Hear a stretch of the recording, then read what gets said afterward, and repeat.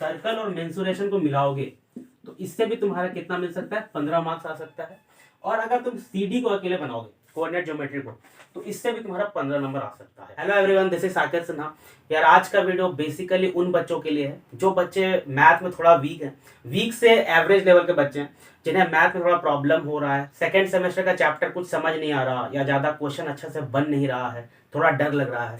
तो हम लोग आज डिस्कस करने वाले हैं कि कौन सा चैप्टर तुम्हारे लिए इजी होगा और ज़्यादा नंबर का क्वेश्चन आएगा। ठीक है, इंपॉर्टेंट टॉपिक्स और चैप्टर आज हम लोग डिस्कस करेंगे और ये बिल्कुल एनालिसिस बेस्ड है। मैं खुद से नहीं बताने वाला यार कि ये चैप्टर पढ़ लो ज़्यादा नंबर का आएगा या ये चैप्टर मत पढ़ो ये कम नंबर का आएगा। इस तरह से मैं खुद से नहीं बता रहा यार, मैंने अच्छा सा एनालिसिस किया है। तुम्हारे लास्ट 8 से 10 साल प्रीवियस ईयर क्वेश्चंस मैंने तुम्हारा देखा है। उसके बाद मैंने तुम्हारे सेकंड सेमेस्टर का सैंपल पेपर भी देखा है, क्योंकि तुम्हारा जो पैटर्न है वो चेंज हो गया इस बार। तो सेकंड सेमेस्टर का सैंपल पेपर और पिछले 10 साल के क्वेश्चंस उसे मिला करके जो एवरेज मार्क्स आ रहा है, टोटल तुम्हारा जो चैप्टर है, ये सब जो तुम्हारा चैप्टर है उसका एवरेज मार्किंग हम लोग यहाँ देखने वाले हैं।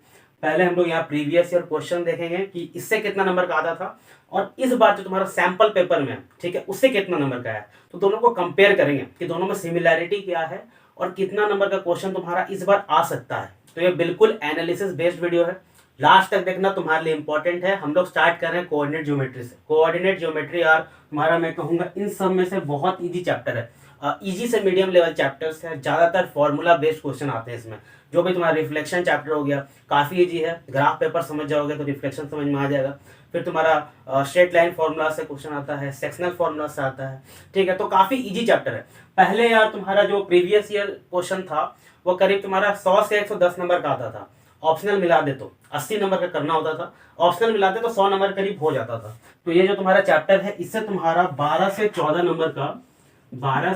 नंबर का क्वेश्चन तुम्हारा पहले आता रहा है, ठीक है। पिछला तुम्हारा जो पैटर्न था उसमें, इसका मतलब अगर तुम लोग मान लो कि 100 नंबर का पेपर आता था, 80 ही अटेम्प्ट करना होता था, ठीक है, ऑप्शनल मिला के 100 नंबर का पेपर आता था, तो 12 से 14% अकेले कोऑर्डिनेट ज्योमेट्री से ही आता था, ठीक है। ये एवरेज मार्क्स हर साल अगर तुम लोग भी खोजोगे यार तो इतना ही मिलेगा, ठीक है, हर साल इतना नंबर का आता था। अब हम लोग सैंपल पेपर देखते हैं।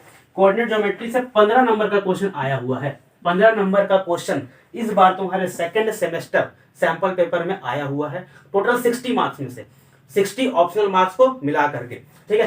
टोटल यहाँ पे मैं 60 लिख देता हूँ, ये 60 है और ये अराउंड मुझे लगता है 100 था या 110 था, याद नहीं आ रहा पूरा, 100 या 110 में से था।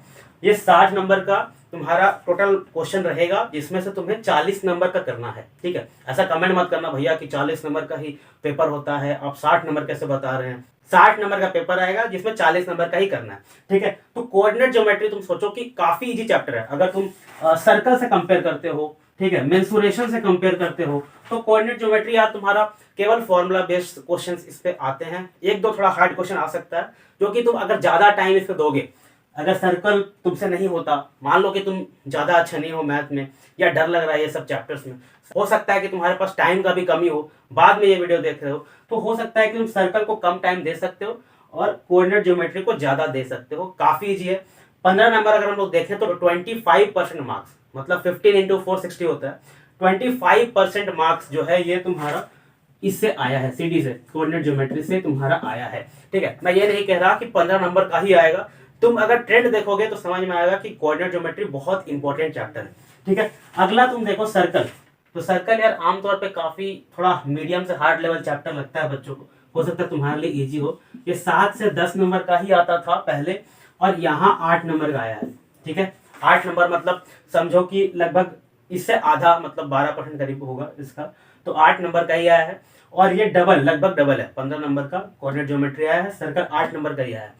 तो अगर ये वीडियो तुम बहुत बाद में देख रहे हो, तुम्हारे पास टाइम कम बचा है, तो कोऑर्डिनेट ज्योमेट्री को ज्यादा रिवीजन करना है, कोऑर्डिनेट ज्योमेट्री से ज्यादा क्वेश्चन सॉल्व करने हैं, क्योंकि उससे ज्यादा नंबर का क्वेश्चन आ सकता है। अगला चैप्टर है यार तुम्हारा मेंसुरेशन। मेंसुरेशन यार थोड़ा हार्ड चैप्टर हम लोग कह सकते हैं, लेकिन इस बार थोड़ा सा तुम्हारा सिलेबस हटाया हुआ है मेंसुरेशन से।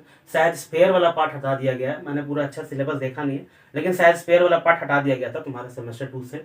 तो इससे तुम्हारा मेंसुरेशन से तुम्हारा आता था 8 से 10 नंबर का क्वेश्चन आता था।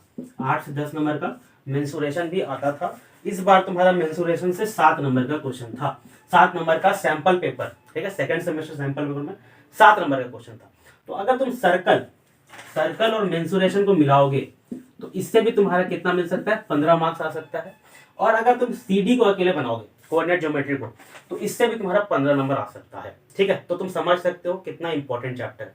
देखो, मैं ये नहीं कह रहा कि तुम सर्कल कम बनाओ या कोऑर्डिनेट ज्योमेट्री ज्यादा बनाओ, मैं ये कह रहा हूँ कि अगर तुम प्लानिंग करके पढ़ोगे, अगर प्रैक्टिकल स्टडी करोगे मार्क्स लाने के लिए, तो तुम्हें समझ आएगा कि जो कोऑर्डिनेट ज्योमेट्री में ज्यादा मेहनत करेगा उसके ज्यादा नंबर आएंगे।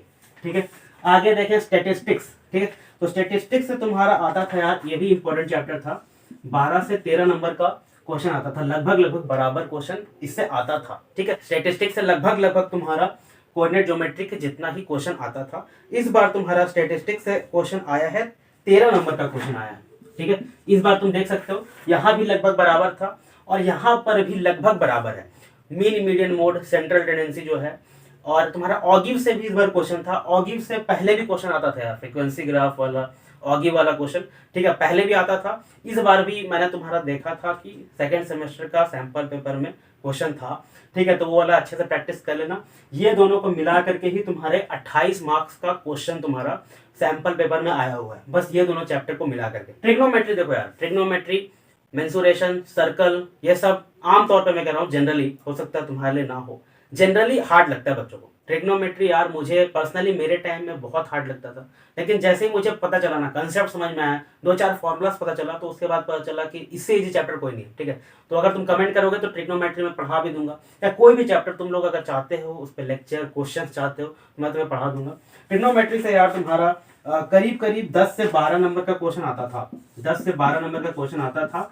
Trigonometry plus height and distance, इसको मिला देंगे तो इसमें करीब 3 या 4 नंबर का एक क्वेश्चन हाइट एंड डिस्टेंस से भी रहता था। ठीक है, ट्रिग्नोमेट्री का ही पार्ट है हाइट एंड डिस्टेंस, ट्रिग्नोमेट्री का ही एप्लीकेशन में लगता है।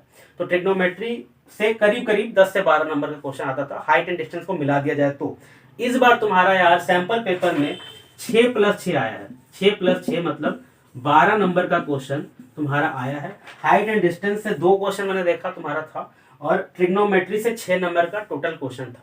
ठीक है, तो हाइट एंड डिस्टेंस भी इक्वल इस बार नंबर दिया हुआ है, हाइट एंड डिस्टेंस से और ट्रिग्नोमेट्री से तुम्हारे सैंपल पेपर में। ठीक है, मैं फिर से बोल रहा हूँ कि ये जरूरी नहीं है कि इतना नंबर का ही आएगा, मैं बस ये बताना चाह रहा हूँ कि हमेशा किस तरह का आया हुआ है और इस बार कौन सा इंपॉर्टेंट हो सकता है। ठीक है, तो 6 नंबर का तुम्हारा ट्रिग्नोमेट्री से है, 6 नंबर का हाइट एंड डिस्टेंस से आया है इस बार। लास्ट चैप्टर हम लोग देखें प्रोबेबिलिटी, तो इससे यार शायद 1 या 2 क्वेश्चन ही रहता था, 3 या 4 नंबर का आता था प्रोबेबिलिटी। हो सकता है ऑप्शनल वाला में 4 नंबर का एक आ जाए या 2 नंबर में, तो करीब तुम समझो कि 4 से 5 नंबर का या 3 से 4 नंबर का प्रोबेबिलिटी आता था। ठीक है, इस बार तुम्हारा प्रोबेबिलिटी आया है 5 नंबर का। ठीक है, उस समय भी सबसे कम वेटेज था प्रोबेबिलिटी का, इस बार भी सबसे कम वेटेज तुम्हारा प्रोबेबिलिटी का ही था। ठीक है, अब तुम इसको ऐड करोगे तो टोटल आएगा तुम्हारा, टोटल यहाँ पे आएगा 60 मार्क्स। इसको ऐड करने का जरूरत नहीं है, हालांकि इसको भी ऐड करोगे तो करीब 60 से 65 नंबर तुम्हारा आ जाएगा। तो सोचो कि 60 से 65 नंबर केवल तुम्हें यही चैप्टर्स दे देते, 80 नंबर का ही तुम्हारा अटेम्प्ट करना रहता था। तो अगर 60 से 65 नंबर केवल यही चैप्टर्स तुम्हें दे रहे थे, तो सोचो कि ये चैप्टर्स कितने इंपॉर्टेंट थे जो तुम्हारा सेकंड सेमेस्टर में डला हुआ है। उसमें भी अब तुम देखो कि कोऑर्डिनेट ज्योमेट्री, इजी वाला चैप्टर हम लोग अब निकालें तो कोऑर्डिनेट ज्योमेट्री यानी कि 15 नंबर कोऑर्डिनेट ज्योमेट्री से आता है। फिर हम लोग स्टैटिस्टिक्स निकालें तो 13 नंबर। ठीक है, इन दोनों को ही मिला दें तो तुम्हारा 28 नंबर आता है। ठीक है, 28 नंबर आता है, और टोटल तुम्हारा एग्जाम है 40 नंबर का।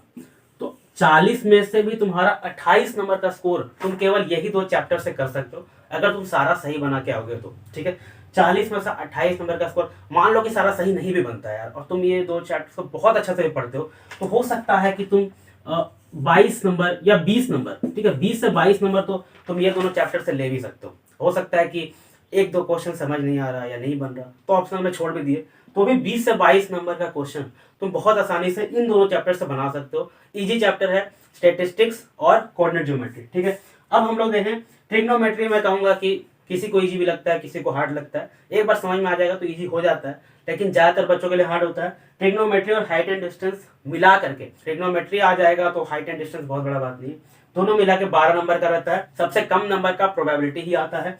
सर्कल और मेंसुरेशन ये 2 चैप्टर हार्ड हैं, मैं कहूंगा कि कोऑर्डिनेट ज्योमेट्री से कंपेयर करें तो हार्ड है, तो इन दोनों को मिला करके भी 15 नंबर का ही आता है। तो अगर तुम्हारा अभी तक प्रिपरेशन स्टार्ट नहीं हुआ है या तुम्हारा प्रिपरेशन अच्छे से नहीं चल रहा है, तो मैं कहूंगा कि सबसे पहले तुम्हें कोऑर्डिनेट ज्योमेट्री और तुम्हारा स्टेटिस्टिक्स तुम्हें पढ़ना चाहिए। मैं हट जाता हूँ, स्क्रीनशॉट ले लो। आई होप यार ये वीडियो तुम्हें पसंद आया होगा। पसंद आया है तो ज़्यादा से ज़्यादा अपने दोस्तों के साथ शेयर कर देना और कमेंट में बताना कि अगला वीडियो तुम्हें कौन से चैप्टर पे चाहिए, क्या पढ़ना है तुम्हें, मैथ का या कंप्यूटर का, कोई भी सब्जेक्ट का कोई भी चैप्टर, बस कमेंट करके बता दो। ठीक है, तो अब मिलते हैं अगले वीडियो में। Bye bye, thanks for watching.